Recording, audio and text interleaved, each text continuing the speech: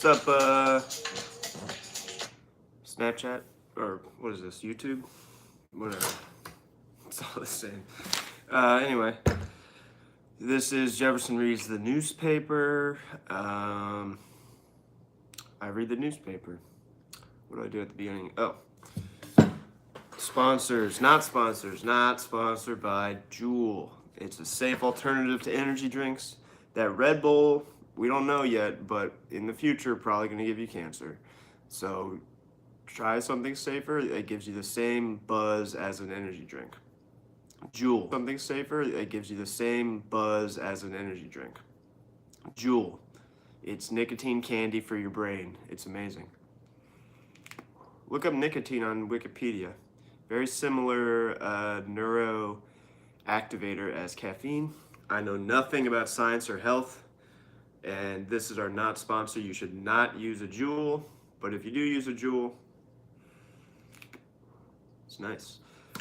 Anyway, also remember to breathe correctly. Breathe right out of your nose. Stop being a mouth breather. In fact, here's a new thing that we should start doing.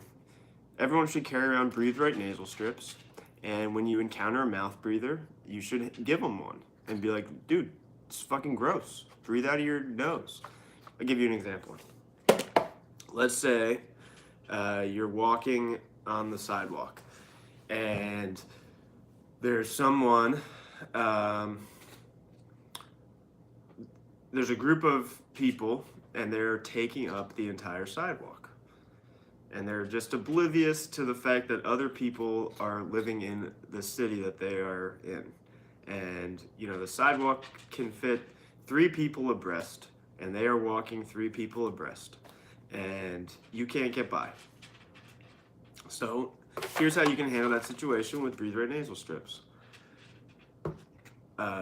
Go around them, huff and puff very passive aggressively, and just be like, oh, God. And then kind of give them a side glance like, come on.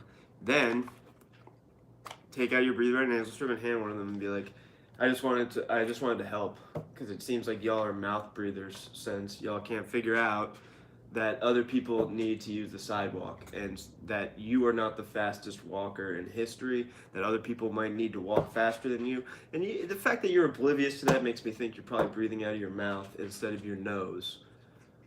So here's a fucking Breathe Right nasal strip. Anyway, don't do that.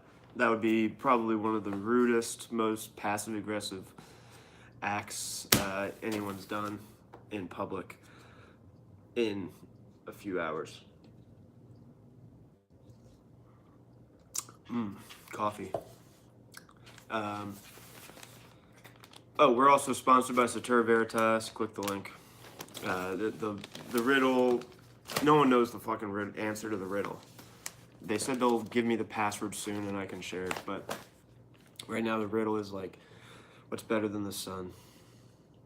Analysts say Mueller can survive loss of witnesses. Absence of cooperation from Manafort Corsai still poses a challenge to probe, does it? Seems like he's got a lot of evidence, like the president saying he fired James Comey to end the Russia investigation live on television.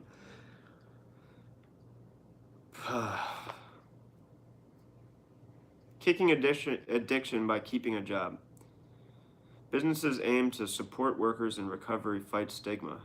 After years of homelessness and drug addiction, Kenny Sawyer found himself starting a job application at Hypotherm, a New Hampshire company that makes industrial cutting tools. He was sober at last. He really wanted this job, but the application asked whether he had been convicted of any felonies. Sawyer hadn't, but he decided later that the company would want to know he had been jailed for misdemeanor assault after a fight over a crack purchased years earlier. He called to volunteer that information, well aware that a scrape with the law could cost him the opportunity. When I called back, that could have been the end of the deal, Sawyer said recently, but it wasn't. Sawyer was hired in 2010 and still works at Hypotherm. The company is one of 70 employers in the state that are casting themselves as recovery-friendly, a wide-ranging term that signifies a new approach to the millions of people whose lives have been interrupted by drug and alcohol addiction. That's really nice. That's really good. Wow. Good news on the front page? I think that's a first. Wow. Anyway. President on climate evidence. I don't see it. Oh, you don't see it, huh? Well, open your fucking eyes. You don't see it? Did you notice the weather this year? Did you notice the weather last year? Did you notice the weather over the past 30 years? If you don't see it, you're probably not paying attention. Listen, I saw a tweet. I think one of my friends shared it on her Instagram story, but the tweet was like, um, also, we're calling climate change global quickening. I just want to make that clear. Global quickening, the quickening. And, oh, I have a story about that, by the way. Anyway, the tweet that my friends took a picture of and then Instagram shared, what is that called? Was like, our scientists landed a spacecraft on a dime 45 million miles away. That dime is Mars. It's traveling at 241 meters per second through space. And we like threw a spaceship at it and we landed it perfectly on a dime. So maybe we should trust the scientists on climate change because they're pretty smart. Like, Sumo, your food right in the middle of my show. Anyway, I think that's the same on global quickening. Anyway, here's the story on global quickening. I was talking to this girl on Tinder or one of those things, and she asked me my politics, and I said, well, I believe in global quickening. And I guess she Googled it, and apparently the first video that came up was an Alex Jones video. I Googled it and I couldn't find this video. The first thing that came up for me was what I wrote on Medium about global quickening.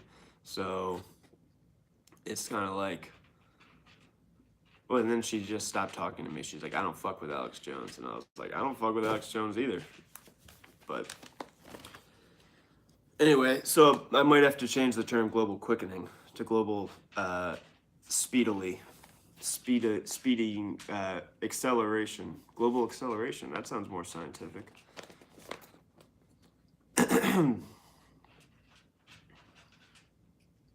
I still just think global warming's a little. It makes it too easy for idiots like our president to say, "Oh, I don't see it." I don't care if you don't see it, Mr. President. You're not a climate scientist. If you're not a climate scientist, you're not. Of course, you're not going to see it because you're not fucking looking.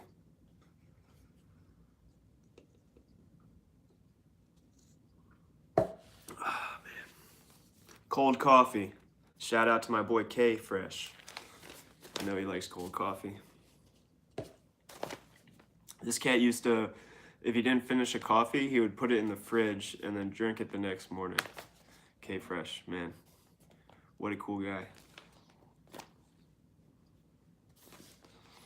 I actually never had called him K Fresh. Actually, sometimes I do call him K Fresh. All right. GOP's Hyde Smith wins Mississippi runoff. That's, wow, so surprising.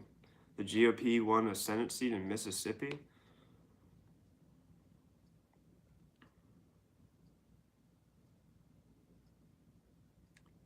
President Trump placed responsibility for a recent stock market decline and this week's announcement of General Motors plant closures and recent layoff on the Federal Reserve during an interview Tuesday, shirking any personal blame for cracks in the economy and declaring that he is not even a little bit happy with his hand-selected central bank chairman.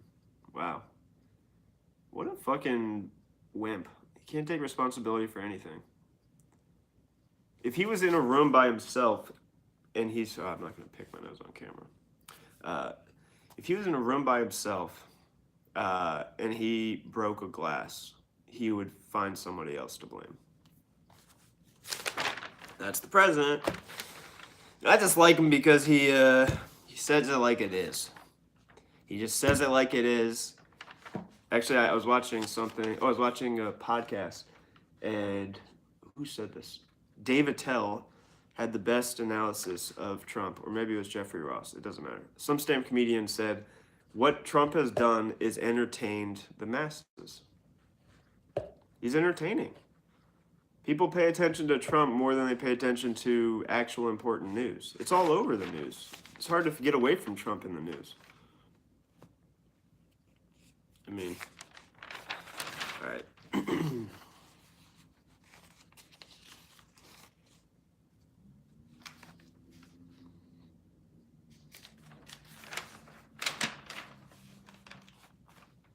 That is actually pretty interesting that Mississippi went to a runoff, actually. That means that there was a really close race. I just realized. Huh. All right, let's see.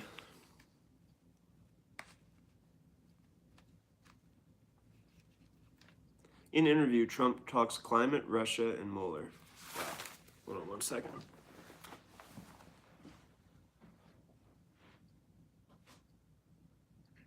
Sumo.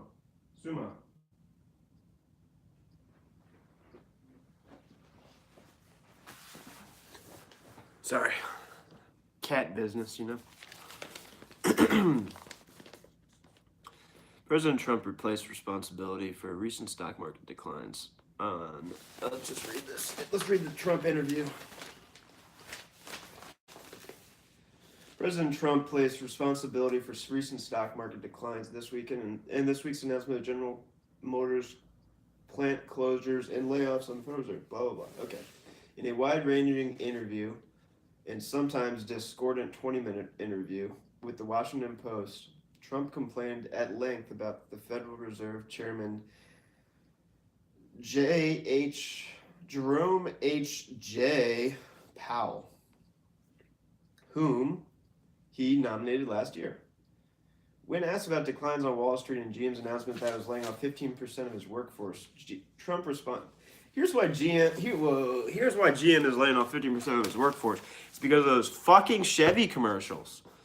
Can GM stop with those commercials? You are the butt of every joke among everyone. Those are the worst commercials on television. This fucking fake green screen, horrible acting. Oh, real people, not actors. Hey, what do you think of this truck? It's a truck. What do you think of it now that your family is inside of it? Oh, I love my family. Buy Chevy. Dumbest fucking commercials I've ever seen in my life. Really, actually, they feel condescending. Like, it feels like Chevy is saying that I am dumb because I'm watching these commercials. Anyway, I lost my train of thought. 15% of his workforce. Trump responded by criticizing higher interest rates and other Fed policies, though he insisted he is not worried about a recession. I'm doing deals and I'm being accommodated by the Fed, Trump said. They're making a mistake, but I have a gut. Oh, he does have a gut. He's fucking fat. Trump is really fat. And I guess he's come to terms with that. They're making a mistake because I have a gut. He is so fat that he is distracting the Federal Reserve into making mistakes by his own admission. Yeah, Trump said they're making a mistake because I have a gut. Wow. Well, Trump, if the Federal Reserve is making mistakes because you have a gut, maybe you should lose some weight. Oh, and my gut tells me more sometimes than anybody else's brain can ever tell me. Oh my God.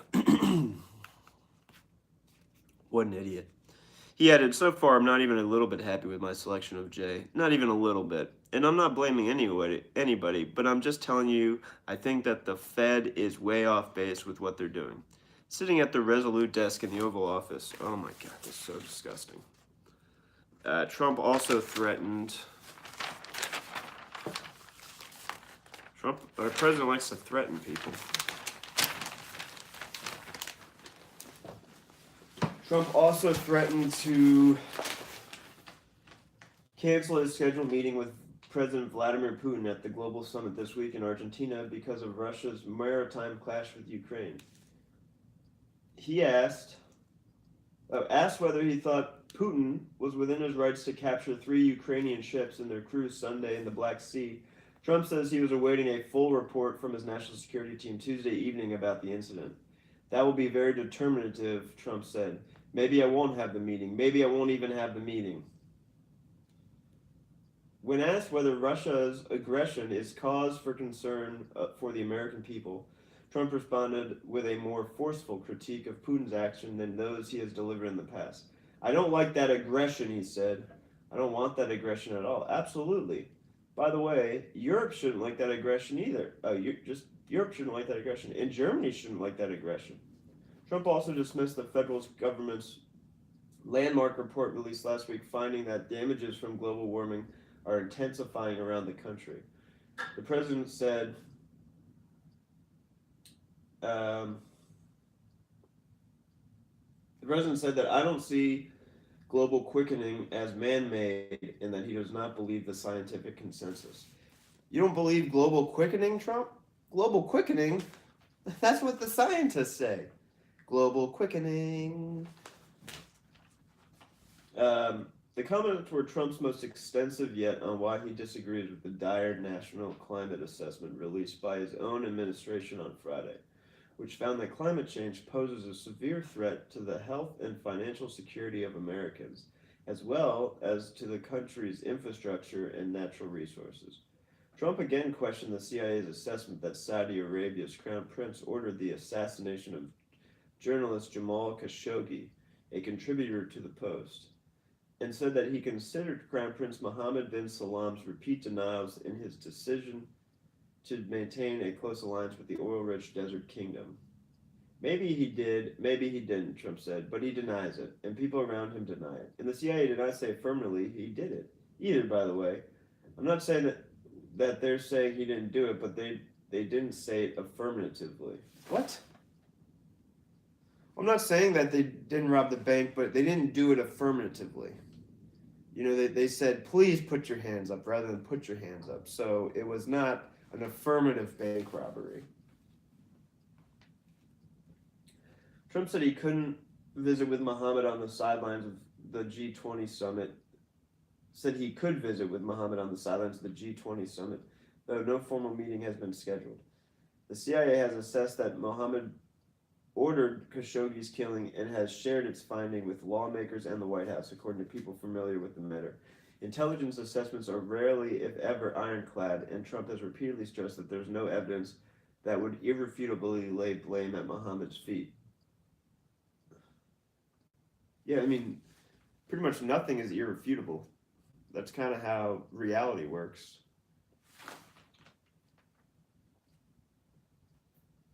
But the CIA based its overall assessment of Mohammed's role on a number of pieces of compelling evidence, including intercepted communications, surveillance from inside the Saudi consulate where Khashoggi was killed in October, and the agency's analysis of Mohammed's total control of the Saudi government. Meanwhile, Trump said he had no intention of moving to stop Special Counsel Robert S. Mueller III, Bobby Three Sticks, he calls him, investigation of Russia interference with the 2016 election. The Mueller investigation is what it is. It just goes on and on and on, he said. When pressed on whether he would commit to letting the probe continue until its conclusion, Trump stopped short of making an explicit pledge. The question has been asked about me now for almost 2 years, at which point Counselor Kellyanne Conway chimed in 1,000 times. Kellyanne Conway. Trump continued. And in the meantime, he's still there. He wouldn't have to be, but he's still there, so I have no intention of doing anything. The president declined to discuss on the record the Mueller team's accusations Monday that Paul Manafort had breached his plea agreement by lying repeatedly to investigators, or whether he would use the presidential powers to help his former campaign chairman. Let me go off the record because I don't want to get in the middle of the whole thing, Trump said. He added later, at some point I'll talk on the record about it, but I'd rather not. Trump also floated the idea of removing U.S. troops from the Middle East, citing a lower price of oil as reason to withdraw. Holy fuck. Just saying it like it is on that one.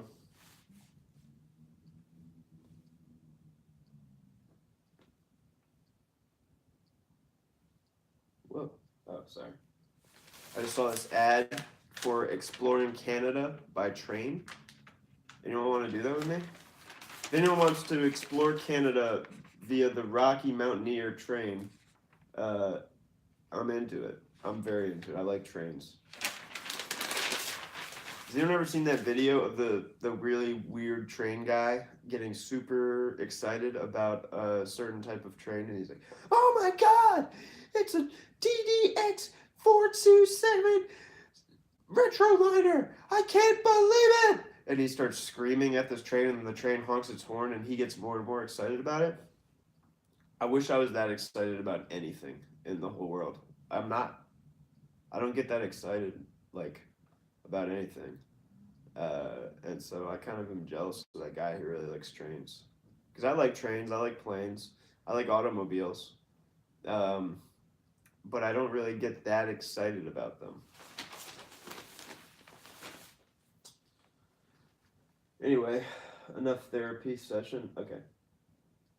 Now, are we going to stay in that part of the world? One reason to stay is Israel, Trump said. Oil is becoming less and less of a reason because we're producing more oil now than we've ever produced. So, all of a sudden it gets to the point where you don't have to stay there.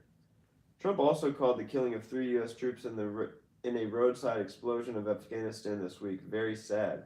He said he was continuing the military presence in Afghanistan only because experts told him the United States needed to keep fighting there. The president said he was considering visiting troops in the region soon, perhaps before Christmas. At the right time I will, he said, of a war zone visit, which would be his first as president.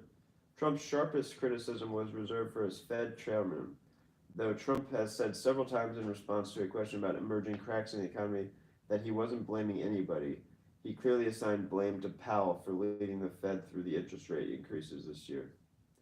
In Twitter posts on Tuesday, issued shortly after his interview with the Post, Trump blamed GM chief executive Mary Barra for the company's plant closures and layoffs and threatened to strip away any government subsidies for the auto giant.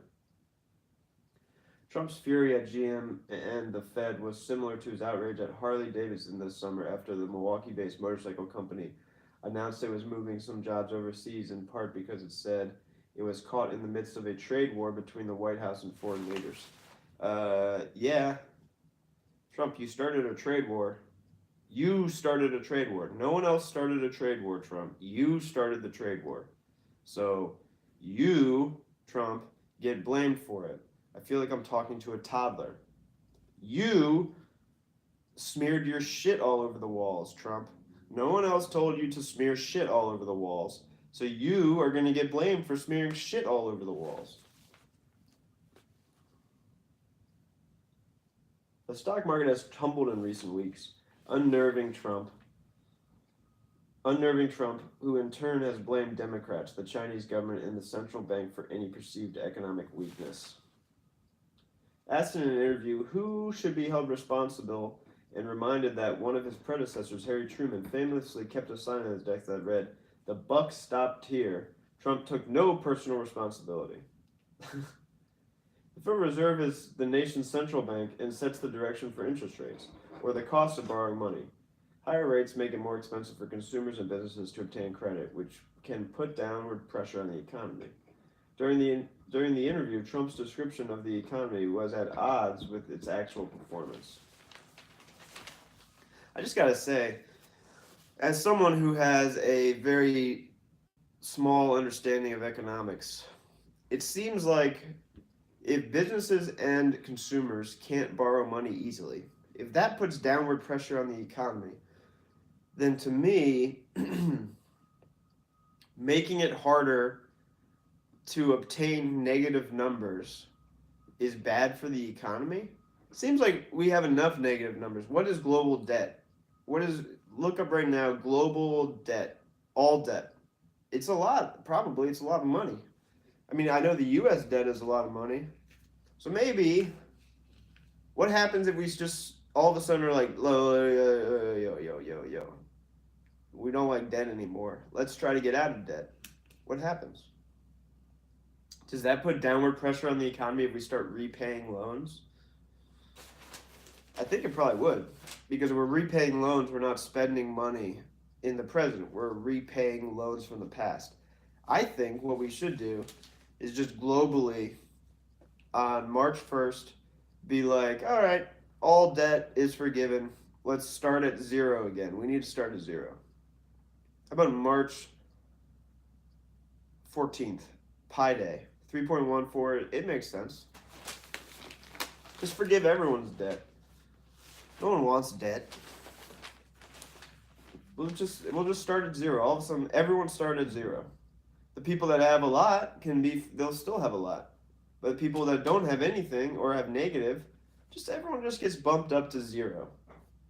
You know? Let's just restart. Everyone gets a baseline of zero. No one has any debt. Is that a bad idea? Probably. It's probably a really horrible idea. During the interview, Trump's description of the economy was at odds with his actual performance. It has grown since he took office and the unemployment rate has fallen, but he suggested that as many jobs were returning to the U.S. from overseas as were being lost in layoffs. In addition, Trump said the stock market was up 38% since he took office. In fact, the Dow Jones is up 25% since he was sworn in, less than the increase during President Obama's first 2 years in office. Oh, you're getting beat by Obama. Come on. You want to come up here?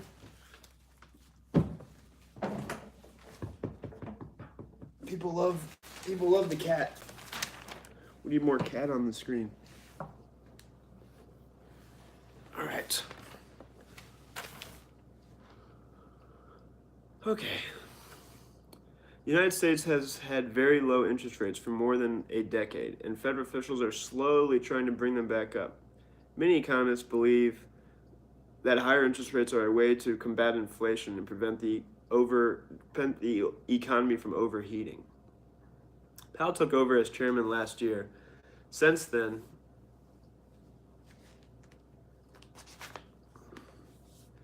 all right, bye. Why are you bothering me if you don't want to be picked up, huh?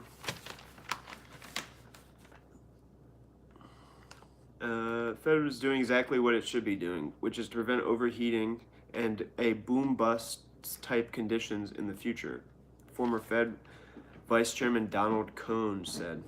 Trump's selection of Powell to lead the central bank has driven largely by Treasury Secretary Steven Mnuchin. What a gross person. Just a gross person. He just looks disgusting. How does that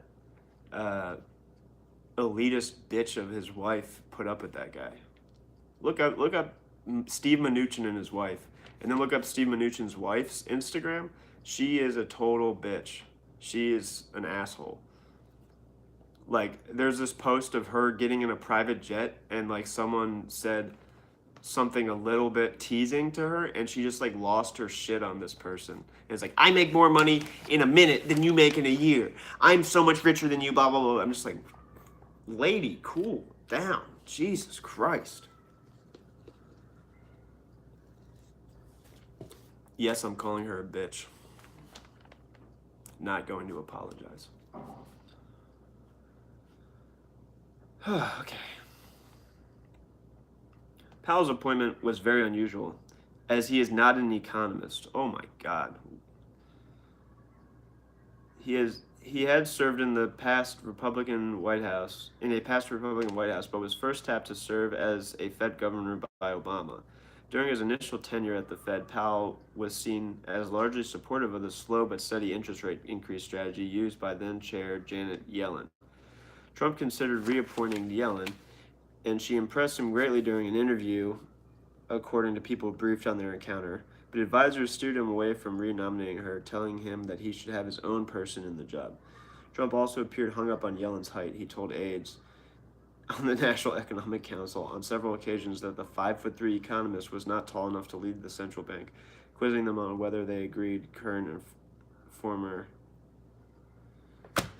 He didn't hire one of the smartest economic minds our country has to offer because she was short. That is fucking crazy. That is fucking crazy. Like, I know we're all used to it because, we've had Trump in office for a while, so we're all used to this craziness. But if you had told me when I was in high school, when I, actually took politics seriously and thought that they mattered, or college. I guess I also took politics seriously in college. You can find some of my columns from the college newspaper if you search my name. Um, Rocky Mountain Collegian. My favorite one is I wrote one on how we need to talk about politics, sex, and religion more as a society. That's probably my favorite thing I wrote in college. Anyway. What was I talking about? Oh, if you asked me in 2010, hey, the president, what do you think about the president rejecting a Fed chairman because she's too short? No other reasons for disqualifying her, just she's too short. I would say, what movies are you watching? Idiocracy? What movie is that? Like, that doesn't sound like a real thing. All right, let's, speaking of gaslighters, title for today's advice column, which is at the back of the style section, is tell a gaslighter you're not buying it. Let's all tell Trump we're just not buying it anymore. We're just not buying it anymore.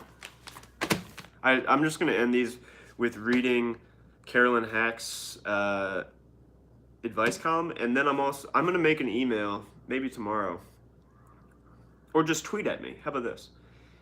If you want to be featured, if you have a problem and you want me to help somebody who's not trained in therapy, I don't have a lot of filters. I'm probably going to swear a lot and use harsh criticism of both your actions and anyone involved in the story you're telling me.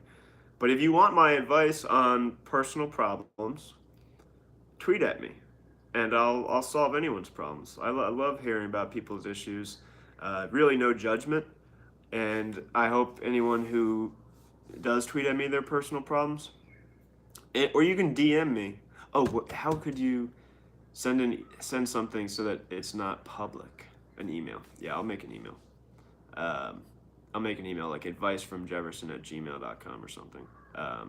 But tomorrow, I'm gonna put, if you want to write me your problems, I'll start putting the email in the description.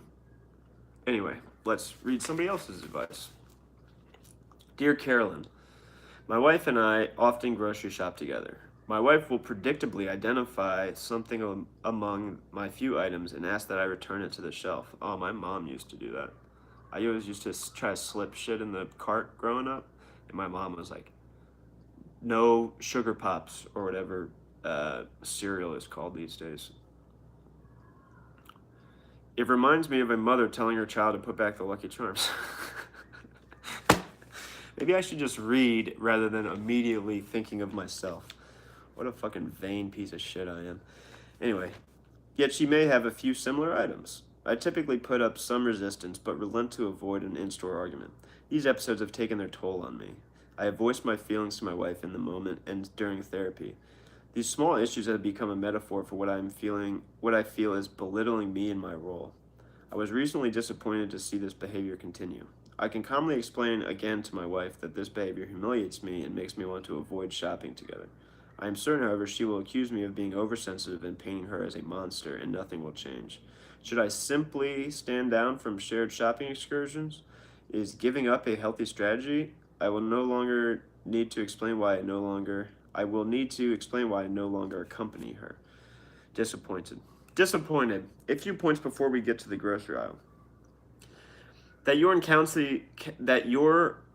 are in counseling says this is a bigger issue involving a lot more than encroachment on your inalienable right to grab a box of Ho-Hos. Yes? That she's still correcting you after you've said your piece about feeling belittled says she still believes she has a right to tell you what to do and therefore will keep doing it. So you're married to someone who is controlling and who apparently would rather gaslight you. She will accuse me of being oversensitive, then challenge her own behavior. Rather than look in the mirror, yeah, totally. This is the problem in your marriage. Because there's never a bad time for a 45-year-old movie reference, I'll let The Exorcist speak. There is only one. You can simply stop shopping with her, yes, and tell her why, but that only spares you some cart rage and leaves the problem intact. Anything shopping related, in fact, will be a repair on the margins unless you apply it across your relationship as a matter of principle and self preservation. The response that addresses the problem itself is to decline to be controlled, calmly, firmly, and without fear of an in store argument because she knows you fear that and counts on it to silence you. Tweak your phrasing to reflect the situation, of course. But when you're told to return an item, a cool and quiet, I am not your child will suffice. Items stay in the cart. If she responds to this by making a scene, expect it. Leave the scene calmly and promptly where practical, and otherwise calmly finish buying food. Again, quietly refuse to be controlled. Make this your blueprint for finding the words and actions in the heat of the moment that preserve the right to self determination due any competent adult. Take this blueprint with you to the store, to the kitchen table, in the car, on vacation. Apply it with a two-part strategy of holding firm and then, as needed, declining to act in her scene. Quietly refuse to be controlled. This is your start. Therapy solo is next. That's how you navigate wherever your marriage goes next. Quietly refuse to be controlled. Quietly refuse to be controlled. That's what we all got to do. In life, for everything. God, I really like Carolyn Hacks. She got some good she has some good words. Quietly refuse to be controlled. That's what you should do whenever somebody's being abusive. But also if you've taken the criticism to heart, and then after you've taken the criticism to heart, you still realize that you're in the right, and that then, yeah, quietly refuse to be controlled. That's what this whole thing is about. Jefferson reads the newspaper. I'm quietly refusing to take the news seriously because this can't be real. Trump is president. The guy from the Apprentice is president. That doesn't make sense. Anyway, Juul, the safe alternative to energy drinks. And Breathe Right. Battling mouth breathers since... How long have Breathe Right nasal strips been around? Battling mouth breathers since whenever they were invented. And saturveritas.com. And tomorrow we're going to start doing a advice from Jefferson section if anyone emails me. So anyway, see y'all tomorrow. 38 minutes, damn.